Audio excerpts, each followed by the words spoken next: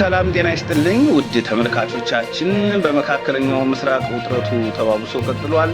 የጦርነቱን ሰበር መረጃዎችን አጠናክረን ይዘንላችሁ መጥተናል። አብራችሁን ቆዩ።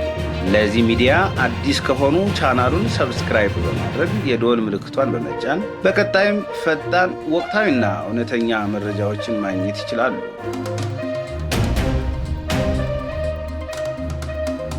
ውድ አድማጭ ተመልካቾቻችን የመረጃዎችን አባይት ነጥብ በማንሳት ጀምራለሁ።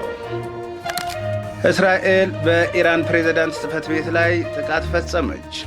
እስካሁን 787 ሰዎች መገደላቸው ተገለጸ። በአሜሪካና በእስራኤል ላይ የሲኦል በሮች ይከፈታሉ። የኢራን አብዮታዊ ዘብ ኢራኖች መነጋገር ቢፈልጉም እኔ በጣም ዘገያችሁ አልኳቸው። ፕሬዝዳንት ትራምፕ ኢራን በኩዌት ወታደራዊ ሰፈር በፈጸመችው ጥቃት 6 የአሜሪካ ወታደሮች ተገደሉ።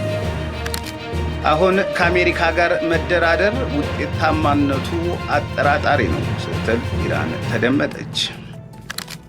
የመካከለኛው ምስራቅ ጦርነት የምግብ ዋጋን እንደሚያንር ተገለጸ። ጦርነቱ እስከ መቼ ሊቀጥል ይችላል? አድማጮቻችን በዝርዝር እንምጣበት።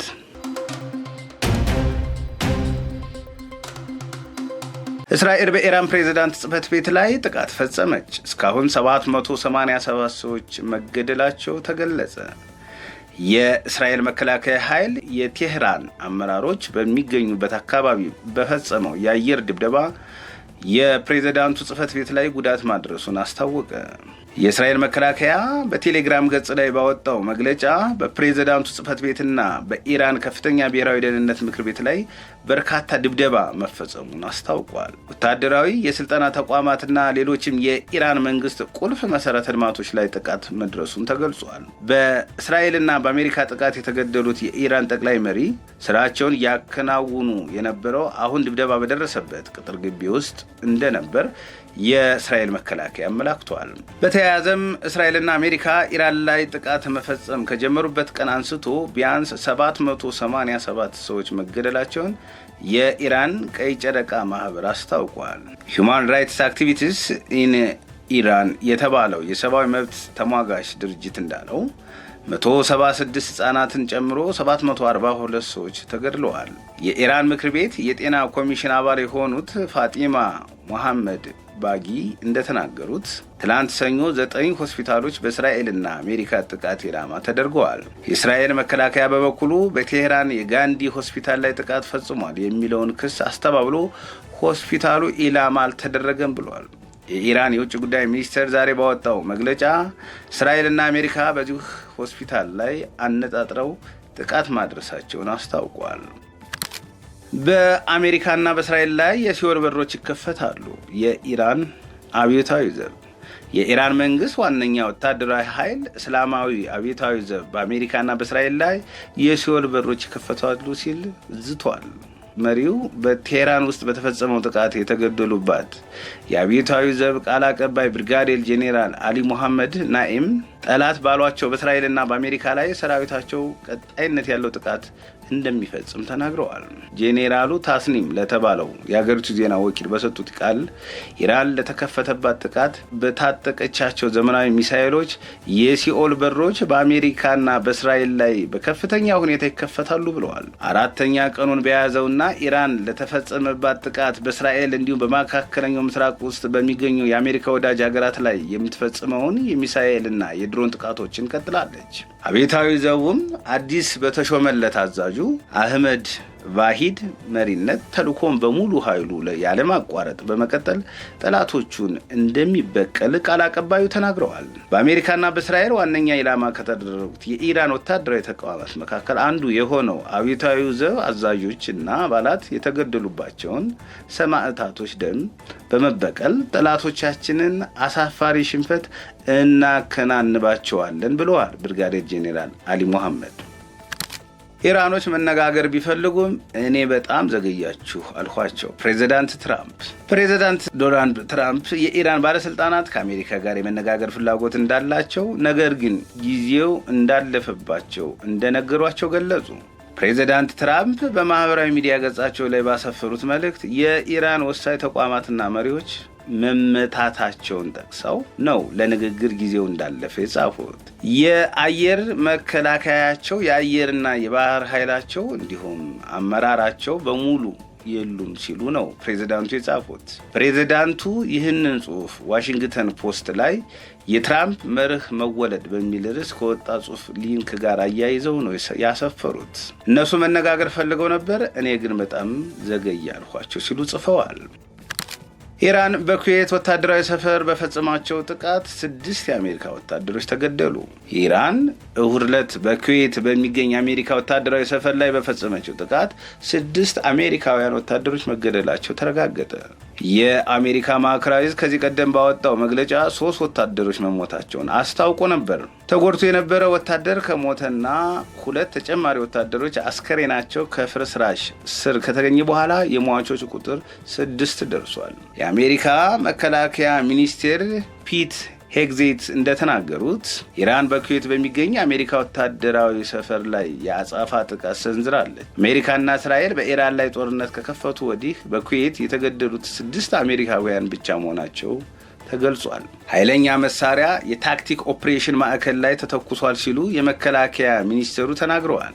የቢቢሲ የአሜሪካ አጋር ሲቢኤስ ያነጋግራቸው የአሜሪካ ወታደራዊ ባለስልጣናት እንደገለጹት ወታደሮቹ በኩዌት ጊዜያዊ ቢሮ ውስጥ ነበሩ። በባህረ ሰላጤው አገራት ወታደራዊ ሰፈሮች ያሏት አሜሪካ በኩዌትን 13000 ወታደሮች አስፍራለች።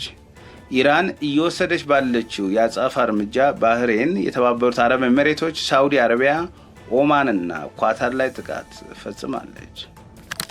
አሁን ከአሜሪካ ጋር መደራደር ውጤታማነቱ አጠራጣሪ ነው ስትል ኢራን ተሰምታለች። የተባበሩት መንግስታት የኢራን አምባሳደር የሆኑት አሊ ባህሬን ከአሜሪካ ጋር አሁን ላይ ድርድር ማድረግ ውጤታማነቱ አጠራጣሪ ነው አሉ። ቀደም ሲል የአሜሪካው ፕሬዚዳንት ዶናልድ ትራምፕ የኢራን ባለስልጣናት ከአሜሪካ ጋር መነጋገር ፍላጎት እንዳላቸው ነገር ግን ጊዜው እንዳለፈባቸው እንደነገሯቸው ገልጸዋል። የኢራን አምባሳደር በበኩላቸው ከአሜሪካ ጋር ድርድር ማድረግ ውጤታማነቱ ላይ ከፍተኛ ጥርጣሬ አለን ማለታቸውን ሮይተርስ የዜና ወኪል ዘግቧል። ፕሬዚዳንት ትራምፕ በማህበራዊ ሚዲያ ገጻቸው ላይ ባሰፈሩት መልእክት የኢራን ወሳኝ ተቋማትና መሪዎች መመታታቸውን ጠቅሰው ለንግግር ጊዜው አልፏል ማለታቸው ይታወሳል። አሜሪካና እስራኤል በኢራን ላይ ጦርነት መክፈታቸውን ተከትሎ ኢራን ያጸፋ እርምጃ መውሰዷን ቀጥላለች። የኢራን እስላማዊ አብዮታዊ ዘብ ቃል አቀባይ ብርጋዴር ጄኔራል አሊ ሞሐመድ ናኢም በአሜሪካና በእስራኤል ላይ የሲኦል በሮች ይከፈታሉ ሲሉ ዝተዋል። የመካከለኛው ምስራቅ ጦርነት የምግብ ዋጋን እንደሚያንር ተገለጸ። በመካከለኛው ምስራቅ እየተካሄደ ባለው ጦርነት ሳቢያ የነዳጅ ዋጋ ከመጨመሩ ባሻገር የምግብ ዋጋም ሊንር እንደሚችል ተጠቆመ። አሜሪካና እስራኤል በኢራን የከፈቱት ጥቃትን ተከትሎ ኢራን በባህረ ሰላጤው ሀገራት ላይ የአጸፋ እርምጃ መውሰድ መቀጠሏ ዓለም አቀፍ የንግድ እንቅስቃሴ ላይ ጫና አሳድሯል። ይህም በሰብል እህሎች ምርት እንዲሁም ዝውውር ላይ ተጽዕኖ እንደሚኖረው ባለሙያዎች ይገልጻሉ። የሆርሙዝ ሰርጥ መዘጋት የበቆሎ የስንዴና የሩዝ ዋጋ እንዲንር ያደርጋል። በሌላ በኩል ማዳበሪያ ለመስራት የሚውለው ኬሚካል ዩሪያ እጥረት ሊከሰት እንደሚችል ባለሙያዎች ገልጸዋል። ከዩሪያ ምርት 1/3 የሚዘዋወረው በባህር ላይ ነው። ከማዳበሪያ አምራች ድርጅቶች ሁለተኛ ትልቁ የሆነው ያራ ኃላፊ የሆኑት ሲቬንቶሬ ሆልስተር አንዳንድ የሰብል አይነቶች ምርታቸው 50% ሊቀንስ ይችላል ብለዋል። የሆርሙዝ ሰርጥ የተዘጋበት ጊዜ አርሶ አደሮች ማዳበሪያ የሚፈልጉበት ወቅት መሆኑ ደግሞ ችግሩን እንደሚያባብሰው አክለዋል። ጦርነቱ እስከ መቼ ሊቀጥል ይችላል? ውድ አድማጭ ተመልካቾቻችን በዝርዝር እንየው። የኢራኑ ጠቅላይ መሪ አያቶላህ አሊ ኻሜኒ አሜሪካና እስራኤል በጋራ በፈጸሙት ጥቃት መገደላቸውን ተከትሎ በመካከለኛው ምስራቅ ግጭት እየተስፋፋ ነው። ኢራን በበኩሏ በቀጠናው ወደሚገኙ አገራት ሚሳይሎችን እና ድሮኖችን ተጠቅማ ጥቃት መፈጸም ጀምራለች። በመካከለኛው ምስራቅ የሚገኙ የዓለማችን ዋነኛ የነዳጅ ማውጫ ማጣሪያና ማስተላለፊያ ተቋማት እንዲሁም የባህር መስመሮች የኢራን ጥቃት ኢላማ በመሆናቸው መስተጓጎል ገጥሟል። አሁን እየተነሳ ያለው ጥያቄ ጦርነቱ ምን ያህል ጊዜ ሊወስድ ይችላል የሚለው ሆኗል። አሜሪካና እስራኤል ያቀዱት እስከሚያሳኩ እንደሚቀጥሉ እየገለጹ ሲሆን ኢራን ደግሞ የተፈጸመባትን ጥቃት በመቀልበስ ጠላቶቿን ዋጋ እንደምታስከፍል እየዛተችና የአጸፋ እርምጃ እየወሰደች ነው። ውድ ተመልካቾቻችን፣ አድማጮቻችን ለሰዓቱ የተሰሙ ሰበር መረጃዎች ወደ እናንተ ያደረስናቸው ናቸው። በሌላ መረጃ እስከምንገናኝ ቸር ቆዩልን። ሰላም ለዓለማችን ይሁን።